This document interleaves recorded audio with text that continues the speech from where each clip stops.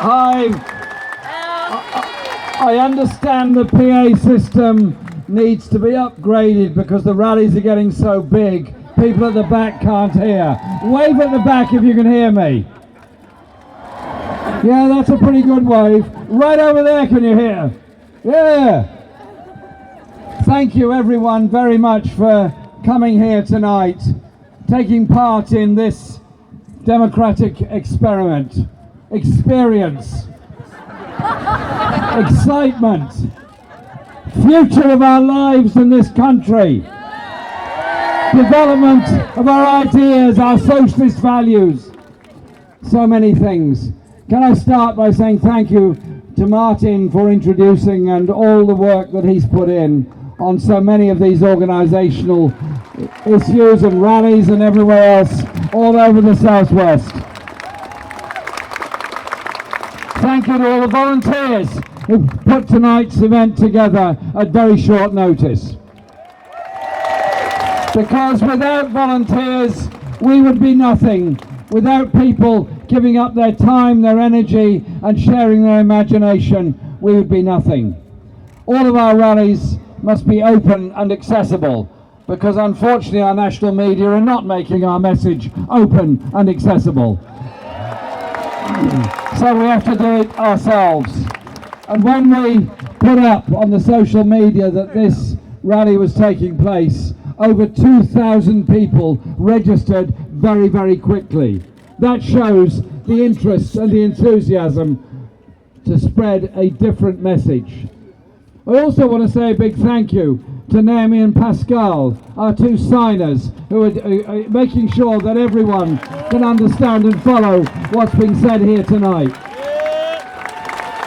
Because as with our politics being open and accessible to all our events are open and accessible to all, because that is the kind of society we all want to live in. Now, Bristol is an amazing city. I was here standing under that tree over there in May when we celebrated the election of Marvin as the Mayor of Bristol. An incredible day and an incredible achievement. And I was proud to have played my own part in helping and supporting, as I'm sure every one of you here was as well. But then you think back to the history of this city, all the struggles that took place, struggles against racism, struggles for industrial democracy, struggles for wages, struggles for rights, all those things that built the labour movement in Bristol. Never forget our history, always look at it and understand it, because we ride on the shoulders of others who've gone before us and struggled and sacrificed.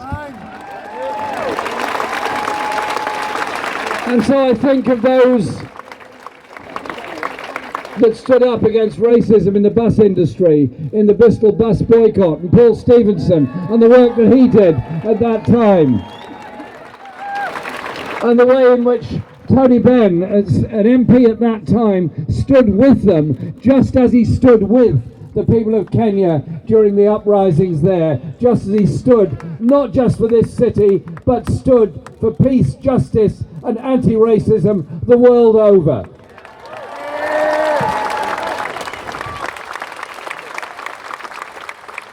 And so this, at one level, is a leadership campaign for the Labour Party, of course. And I tell you, if there's a decision made that there has to be another one next year or the year after and so on, we're ready, we're willing, we're able, we're strong, we are determined.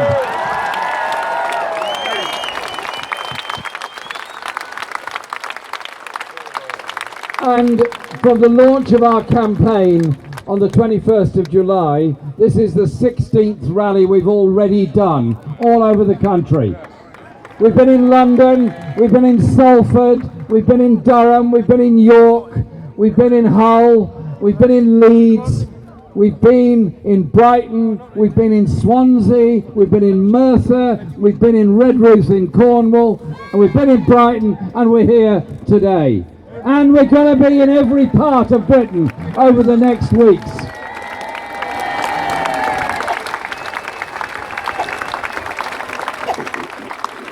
doing two things. One is carrying a message about the strength and unity of our party, but it's also carrying a message that the political and economic and social message we're giving to the meetings that people come to and the media that report us and interview us is of relevance to everybody else within our society. Yes. Think very hard about the issues that people face, the levels of insecurity in their lives, the injustice that takes place at the workplace, the lack of housing, the way in which students are loaded with so much debt because they've had the temerity to want to receive and achieve a university education.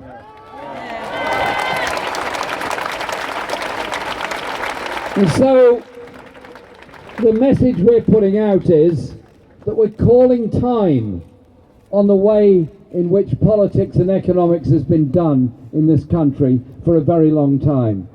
Others mentioned neoliberal economics. I remember speaking to a union branch meeting in the mid-1970s, and a member, I was a union organiser for NUPE, National Union of Public Employees, a member said to me, brother, what does privatisation mean? I'm not going to. The Tory right-wing think tanks were starting down the road of privatisation and rolling back the state. Ronald Reagan in the USA was promoting Proposition 13 in California to roll back the public services in California. Margaret Thatcher here was learning the same thing. And then we had the misery of the 1980s with Reaganomics in the United States and Thatcher economics here. Mass unemployment, attacks on trade unions, deindustrialization, the promotion of individualism and greed at the expense of the collective need of all of us. That was the watchwords that they put forward. And as it went on, those politics, those economics, those values infected so many others and so much other thinking. It even infected elements within our own party and our own labour movement in Britain. And we have to call time on the economics that says poverty is inevitable, inequality is inevitable, grotesque levels of individual wealth are somehow or other a price the rest of us have to pay, in the hope that one day some of that wealth might trickle down to the homeless on our streets. Well, it never did work like that, and it never should work like that. And so whilst at the last election, like all of you here, I was devastated by the result because I knew what was coming. I knew what a Tory government on its own would try to do. We knew all of that. But then you ask yourself some questions. Why was it that we didn't win that election? We put a lot of work in, we put a huge amount of effort in, we all did that. But the fundamental problem was that we were not offering something sufficiently different. We were saying we would continue with the public sector wage freeze, thus penalising every public sector worker, and we said we would still make cuts because we seem not to have learnt the lesson of the banking crisis of 2008-9.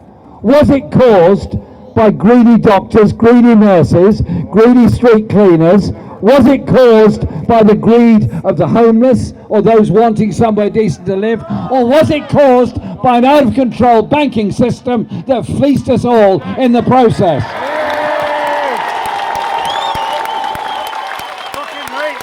And so when the issue came up last summer of the future leadership of our party, a number of us got together and said, look, this must be the time when the Labour Party can offer something radically different to our society. And so we contested that leadership election a year ago, and you all know the result of that. And the first thing we did was set up a shadow cabinet, and I was very pleased and proud to appoint John McDonnell as the Shadow Chancellor of the Exchequer. And John has changed the whole debate on the economy. He's called it out for what it is. Austerity is not an economic necessity, it's a political choice that's been made. A political choice to redistribute wealth and power in absolutely the wrong direction. And I thank John and congratulate John and all of his team for the work they've done on that. And so these days, you can't find anybody that apparently ever supported anything different. Yet, it's only a year and a week and a bit away that the Labour Party was tragically planning to abstain on a welfare reform bill that was taking £12 billion out of the pockets of the poorest and most vulnerable in our whole society. We have to do things differently. And that is why we put forward a very, very different political agenda within our society. So look at the issues that people are faced with. Grotesque levels of inequality, falling wages as a proportion of gross national income, inequality at the workplace, and appalling work practices. Jeff was talking about trade union rights. Ask yourself this question. If in 1970, Shirebrook Colliery in Nottinghamshire was a fully unionised, properly paid, relatively safe, well-organised workplace with 100% trade union membership, public ownership of the industry and a community infrastructure that backed it up. Thatcher came along 10 years later. Thatcher came along 10 years later with her principles of free market economics, destroyed the mining industry, destroyed much of the steel industry and so much else of British industry at that time. And in doing that, she knew she was paving the way for greater levels of inequality and greater levels of personal wealth. So here we are now in 2016, where the proportion of money going to the super rich, going in dividends and executive pay is rising. The relative proportion on wealth and wages is decreasing, and inequality is absolutely enormous as a result of it. And then go back to that same site of Shirebrook. And what do you have there now? Sport Direct warehouse. Ambulances called because there's such a lack of safety at the workplace. Fire tenders called because of the danger of fire in that particular building. Most of the workers on 0 hours contracts, the aggregate of which doesn't even add up to a minimum wage across a week or across a fortnight or a month. And people encouraged to blame migrant workers for working there, blame any nearby minority, always blame somebody else except those that brought in a system that not just allows but encourages 0 hours contracts, insecure working, grotesque levels of exploitation. So I say thank you to Unite the Union for calling time on that place, for trying to organise that place, and for making sure the issue got before a parliamentary select committee, an all-party select committee that collectively expressed their horror at it. But expressing horror at it isn't enough. We need a change. We need legislation that guarantees rights at work, that guarantees your right to join a trade union and be represented by that union, that ensures that every large employer must negotiate with appropriate trade unions so that we enfranchise the majority of the population at the workplace as well as at the ballot box. These things are actually very important. And there are other issues that have to be dealt with. Another example, of course, is Philip Green, a splendidly hard-working chap, I'm sure. But he needs his long weekends and he doesn't like to stick around too much for them, so he gets the plane down to Monaco on a Thursday night, spends the weekend there making sure he doesn't pay too much tax in Britain, and comes back the next week to continue running down BHS, its pension fund, its jobs, its supply chain and everything else. Surely we need a government that would intervene and prevent that disgrace going on and that treatment of people. And as we're here tonight in Bristol, not so far away along the coast in South Wales is Port Talbot, biggest steelworks. People have given their lives to that place, produced very high quality steel. It's a necessary place for all of us. If we're to have a manufacturing industry in Britain, there has to be a steel industry to go with it. So why should their future be negotiated solely between global corporations in faraway places? Isn't it the duty and responsibility of the government of this country to be involved, taking a stake in that industry and ensuring its survival?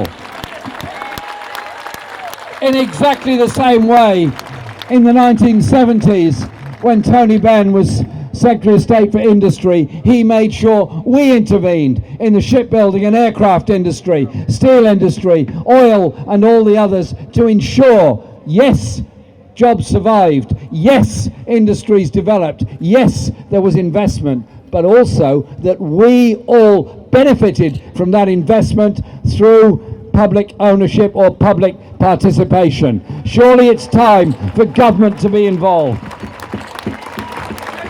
And so when people say that we're not reaching out to people, I simply say this.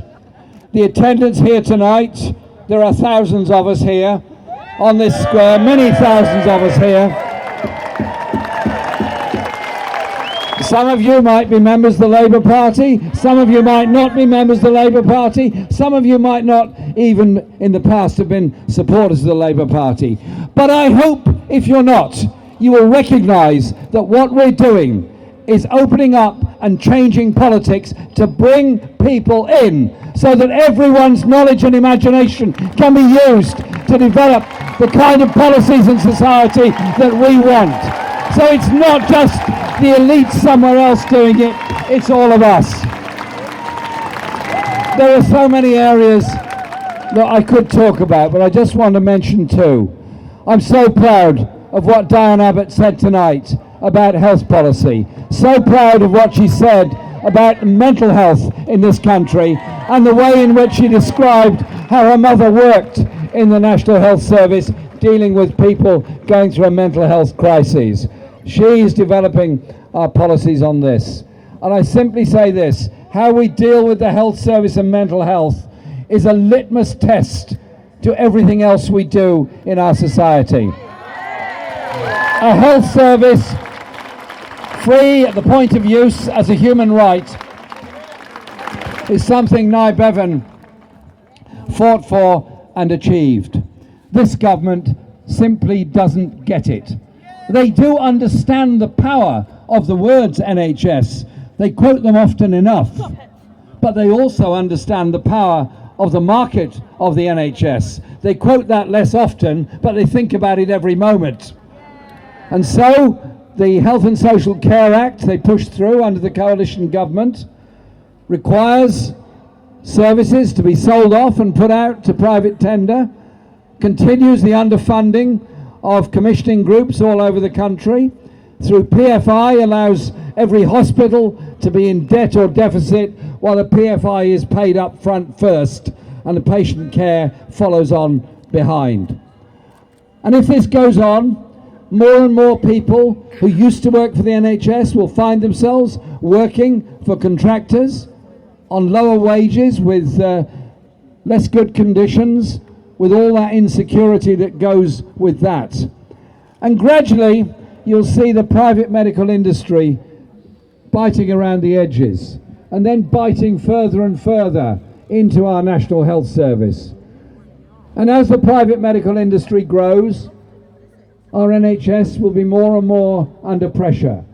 We all rely on it as a health service is our first and only port of call for any health condition we face.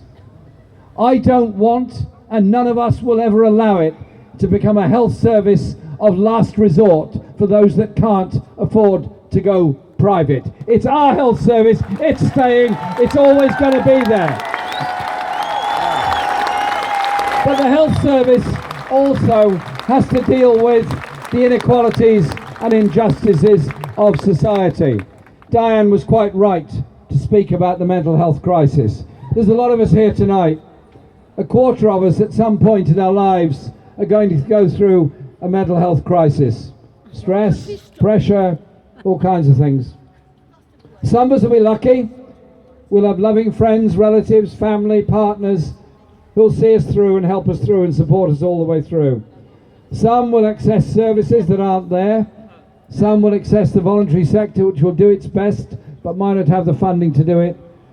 And some, because of prejudice, because of stigma, because of the language the rest of us use, will feel they can't tell anybody they're stressed, frightened of their career prospects, their job, or anything else, and will end up in a lonely and bad place. Change the language on mental health. Reach out to everybody and genuine parity of esteem between physical and mental health. It's what we're about as a movement, as a party, and as a society. One other area of policy I want to mention before I say something else, and that is housing. There is a housing crisis facing every part of this country. In Bristol, it is a housing shortage, of the lack of council housing, of a council that's been told by the government it's got to sell off high-value properties, of tenants that are being told under pay to stay to get promotion at work, they might end up losing their access to council housing. Of a council that's been told, like everywhere else in the country, if it wants to develop housing, it's its own payment system for it. Of those living in a private rented sector, insecure on 6-month tenancies, knowing that at some point, maybe very soon, they're going to be moved out and moved on. Of those people who have somehow or other dropped through the whole system because of family breakup, illness, all kinds of things, end up sleeping on the streets of this country. It'll be another night trying to get into a park while the rest of us leave a park after a lovely evening to go home. That is the reality of modern Britain. And for children growing up in an insecure, private rented flat, knowing they might have to leave their mates and move school, having no security. And young people, even from relatively well-off backgrounds, totally unable to buy anywhere of their own to live. We have created a housing shortage in order that some people can make a great deal out of that housing shortage. I think we should approach things in a completely different way. Look at the issues in rural areas also, where villages have been developed into a summer second home for those that can afford a second home, a very poor existence for those who manage to remain in a rented place in that village but haven't got a car, and the bus service has closed down, and gradually rural life closes down around them because of a lack of investment in rural housing or in rural transport. The issues are fundamentally very, very similar. Are we to do nothing about this housing crisis, or instead are we to look at it this way? If we invest in building good quality homes for people to live in, environmentally sustainable, passive house standard buildings, we achieve a lot of things. One, those that live in them will pay much less in energy bills. Two, they'll have somewhere secure to live for their entire life. Three, we create jobs for the building workers and all the way through the supply chain. And instead of the science of managing shortages and difficulties in housing, will be instead exciting developments to give everyone somewhere secure, reasonable and decent to live in. So that means building, it means regulating our private rented sector, it means so many other things as well. And that is just one or two of the many policies that we're putting forward. So when people say, well, hang on, this leadership campaign is all about personalities, I promise you it's not, because I'm not a personality. So what it's about is all of us, what we do together, how we think together, and how we change our society together to ensure that everybody together is included, not systematically excluding those that fall by the wayside through poverty, through ill health, through disability, or whatever else it happens to be. And so it's also about properly funding our local authorities. Yes, for housing. Yes, for adult social care. Yes, for all those issues. But it's also about funding the creative talent that is in all of us and is in all of our children. Is it so wrong to say, as an election manifesto in 2020 or whenever it comes, one of our aims would be that every child has a chance to learn a proper musical instrument at school. Every child has a chance to develop their artistic strength and talent. All these things are so important, so you build that cohesion in our society. And so within the 10 major points that we put forward are policies of full employment, our policies of investment in our economy through a £500 billion national investment bank to fund infrastructure. In the southwest, the underfunding of the rail system west of Exeter is a disgrace. The underfunding of much of the investments in the north of England is a disgrace. There has to be a regional balance on how those investment decisions are made. And so we have an extending and expanding economy. And I'm getting heckled from the back of the stage in a wonderful comradely way, saying I should finish soon. Never! No! I promise you that was not the answer I was looking for. So, culture is part of our lives, part of our spirit, part of what we think. But it's also how we treat our children in school and the ambitions and aspirations we give them. And so, when young people, or older people, want to go back to college, to adult learning and adult education as well as university education, and study engineering, study law, study nursing, study medicine, lots and lots of things. Yes, they do benefit, of course they do. But we also all benefit. If there's a good engineer around, the train is likely to be safer. If there's a good nurse around, the medicine is better, a good doctor, and so it goes on. So can we stop the idea that all education is a competition between schools rather than a family of schools? Yes. And that higher education should be a right, not a commodity to be sold, as it is in the present time. So, our politics is developing, our politics is changing in this country. So in less than a year, suddenly anti-austerity is the buzzword for everybody. Suddenly all those dark days when we used to be talking of privatisation, wage freezes, selling things off, reducing the state are somehow or other a distant memory of all of 10 months ago. So we need to be aware that there's a long way to go in this campaign and a long way to go in everything that we want to achieve. Because I've heard for too long, ever since the Reaganomics period of the 70s, that somehow or other what my generation was given in terms of pensions, housing, education and all these things is mysteriously not going to be available for my children's generation, and it certainly won't be available for my grandchildren's generation, and it definitely won't be available for the generations after that. And then you look at the headline figures around the world of the science and advances we're all making, the technology that is available, the growing wealth around the world, and you say, hang on a minute, if we're in a richer society, in a wealthier world, a more technical world, a more scientific world, surely to goodness all that science could be used to share it out a bit rather than take it into the hands of the few, not the many. So it's these fundamental principles. But it's also about how we do our politics. Politics comes when people come together. Political change comes when people come together. It comes from being united as communities, opposing racism or discrimination in any form whatsoever within our society.